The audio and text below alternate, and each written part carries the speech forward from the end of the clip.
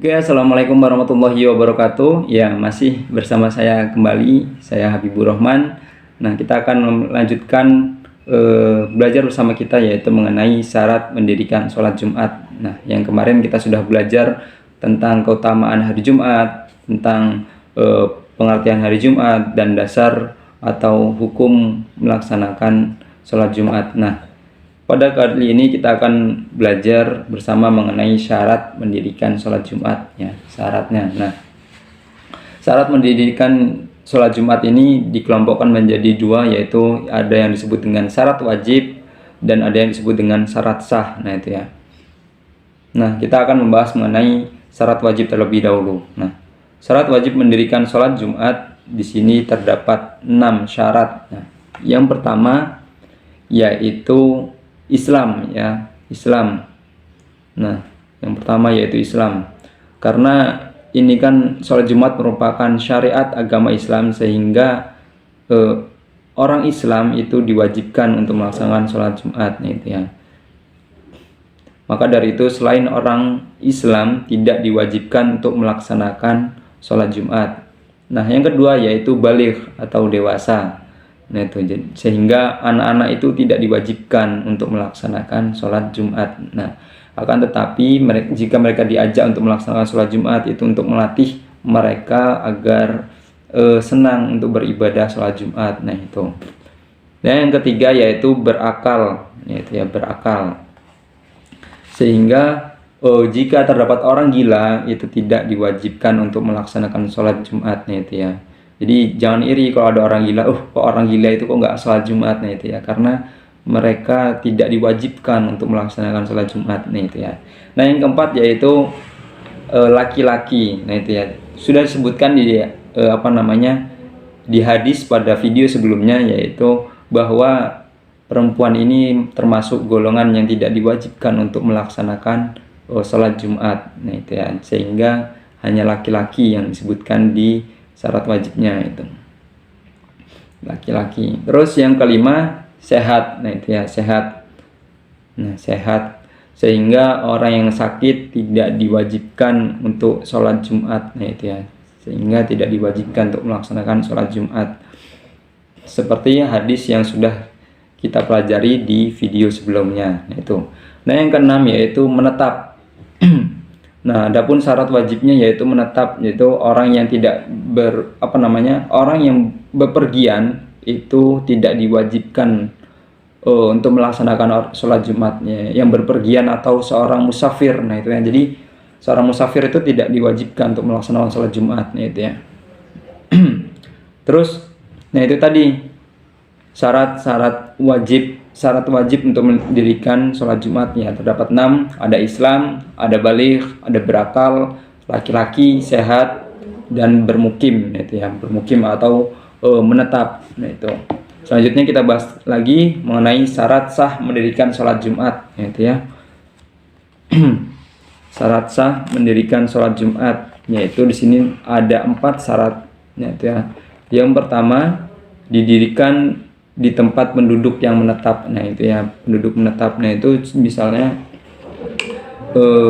di tempat penduduk yang menetap, ya, memang mereka itu menetap di suatu desa itu. Nah, itu ya, baik di kota maupun di desa. Nah, maka tidak sah jika sholat Jumat dilaksanakan di ladang atau di sawah yang orangnya hanya sementara berada di sana untuk menggarap sawah atau ladang, sehingga saat ini ya, hal ini tidak menjadi polemik karena biasa dikerjakan di masjid-masjid, ya. Jadi di mana di tempat itu, suatu desa itu orang-orang yang menetap, gitu ya. Nah, kalau misalnya dia lagi di sawah, nah itu kan harus pulang dulu ke rumah. Nah, itu di tempat dikerjakannya di masjid, nah itu.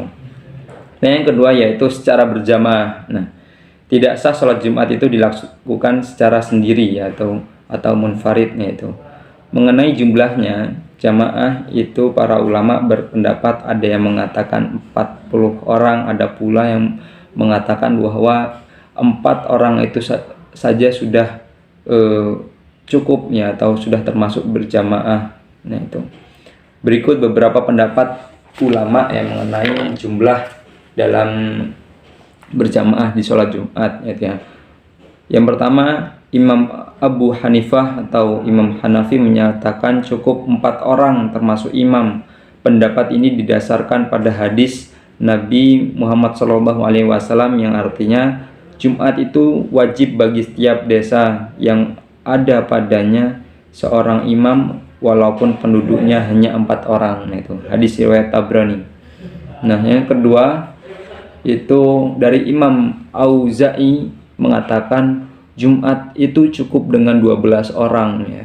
Pendapat ini didasarkan pada hadis yang artinya orang yang pertama kali datang ke Madinah dari kaum Muhajirin ialah Mus'ab bin Umair, dan dialah orang yang pertama mendirikan Jumat di situ pada hari Jumat sebelum Nabi Muhammad SAW datang, dan waktu itu mereka berjumlah 12 orang. Hadis riwayat Tabrani itu ya. Dari Imam Auza'i nah itu mengatakan bahwa 12 orang itu saja sudah cukup. Nah itu.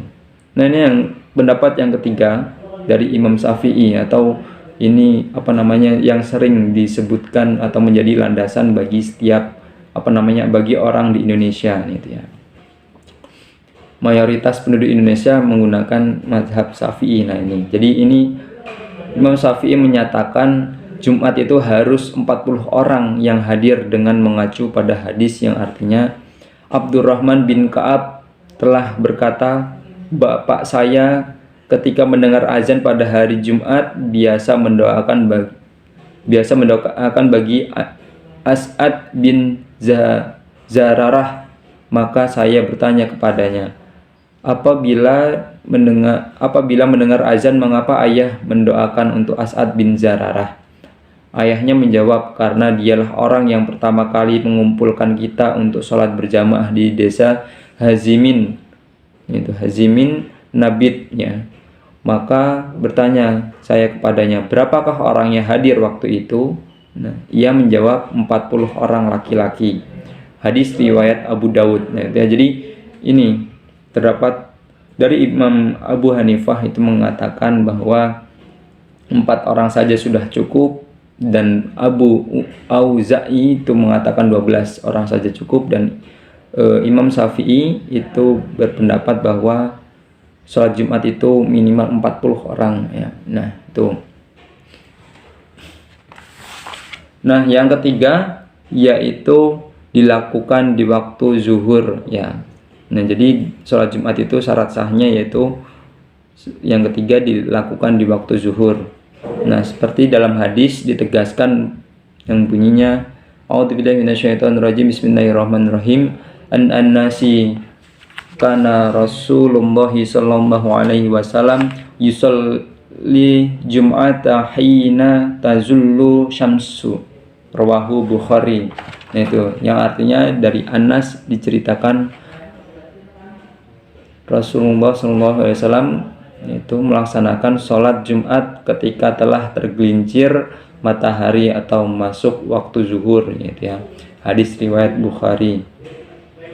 Nah, yang keempat atau yang terakhir dari syarat sah sholat Jumat yaitu dilaksanakan didahului dengan 2 khutbah. Nah, itu karena 2 khutbah ini merupakan kewajiban atau rukun dari ibadah Jumat ya. Jadi tidak sah sholat Jumat jika tidak didahului oleh 2 khutbah gitu ya. Untuk sempurnanya khutbah Jumat ini ada syarat dan rukunnya ya, yang harus diperhatikan. Nah, itu nanti kita bahas, kita pelajari mengenai syarat dan rukun khutbah itu apa saja nih ya pada pertemuan selanjutnya atau pada video-video selanjutnya. Oke. Itu ya, tadi kita sudah belajar mengenai syarat wajib dan syarat sah dari sholat Jumat. Nah, itu ya.